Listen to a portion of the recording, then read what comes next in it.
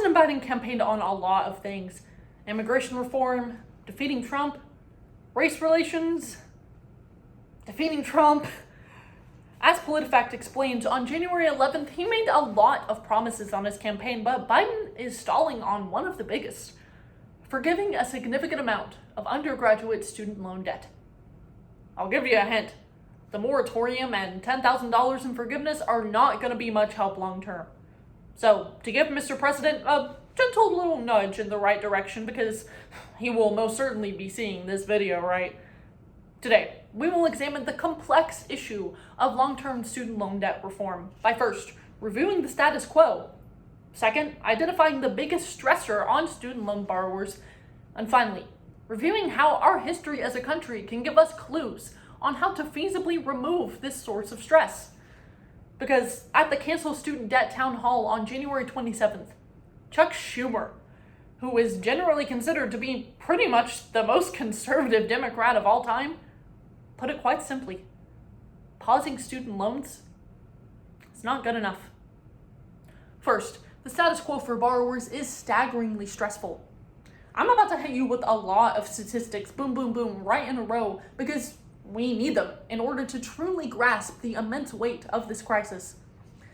According to the Brookings Institution, on January 24th, the student loan debt crisis has now reached a whopping total of $1.75 trillion. I did the math, y'all. That's like 9 Jeff Bezoses. Furthermore, Investopedia reported on January 3rd that as of the end of 2021, 1 in 3 Americans has student loan debt. Additionally, according to the newest data from the Federal Reserve released on May 19th, 2021, the average borrower at that time owed nearly $39,000, money they could be spending on a down payment for a home. And naturally, this average has only gone up since then due to the strenuous inflation that has recently plagued us. Student borrowers, especially those around my age who have had to deal with the drastically spiking prices of higher education, we're trying to claw our way out of a financially stagnant hole, which will only get deeper unless someone does something. So now that we've thrown around a lot of huge numbers that are really scary in order to emphasize the pure horrors of our status quo, let's now turn to the culprit behind it all.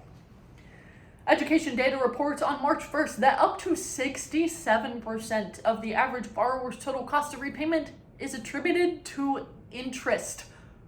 Money that we weren't even supposed to owe in the first place.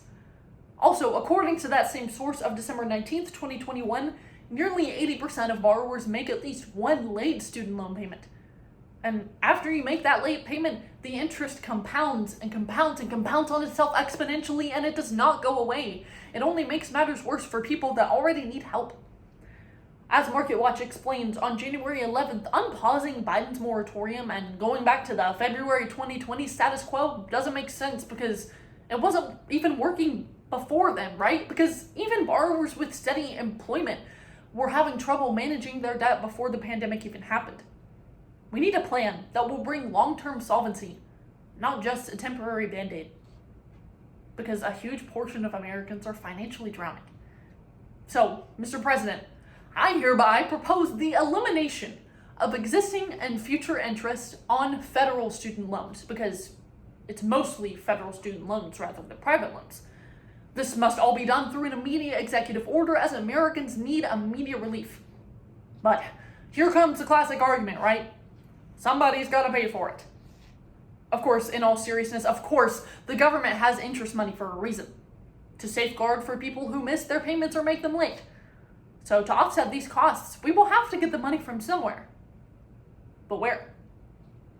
The answer is not to defund, but to reallocate funding to demilitarize the police.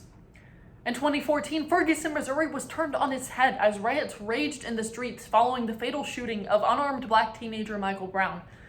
The American Civil Liberties Union explains in an August 8, 2017 article that this incident in particular is what inspired the growing militarization of the police, a process that has only grown more intense in the last 5 years, with the introduction of annual billion-dollar grants to support Bill Clinton's war on crime.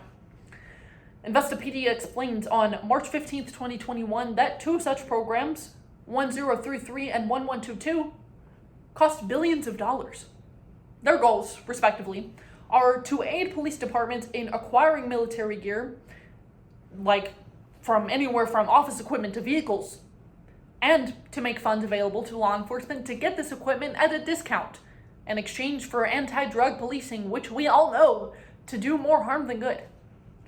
According to CNBC of July 9th, 2020, a lot of this equipment has simply vanished due to a lack of oversight and poor bookkeeping. So, if police departments are just losing this military-grade gear, how much did they actually need it in the first place? The answer is, shockingly, not at all. According to the Georgetown Law Summer Journal of 2021, most police departments are actually quite non-reliant on federal funding, with the average local precinct receiving only 10% of its funding through federal means. Whether or not police departments should possess military-grade equipment is far outside the scope of this speech, but it is blatantly clear that reallocating this funding somewhere else, where it would certainly serve our citizens well, would hardly have an adverse effect. So today, we have examined the status quo in terms of student loan debt, identified the biggest stressor on borrowers, and proposed a feasible plan to eliminate that stressor. As CNBC explains on July 2nd, 2021, easing student debt would put a stop to several factors that weaken our overall economy, such as generational inequity and limited purchasing power. Although Biden may fear canceling all student debt to be too radically left, it should be considered nonpartisan, common sense reform to reallocate money to take away assault rifles from the hands of policemen in order to put cars and homes into the hands of people who are just trying to build better lives for themselves.